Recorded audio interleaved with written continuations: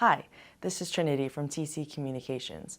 This month, I will be introducing a white paper where you can learn how to navigate leased line network modernization, assisting you in understanding the best options to migrate your critical lines. This month, explore the common challenges and practical solutions to leased line retirement. The FCC have allowed the phone carriers in the U.S. to start eliminating copper leased lines. This is affecting many of our customers as critical networks such as utility, rail, and public safety networks have leaned on leased lines for years. These lines have served as the backbone transport to critical infrastructure. However, there is a great threat as many major carriers have begun to phase out leased line services.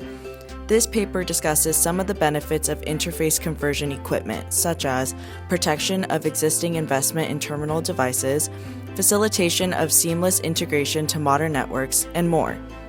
You can read more on this white paper at the link below.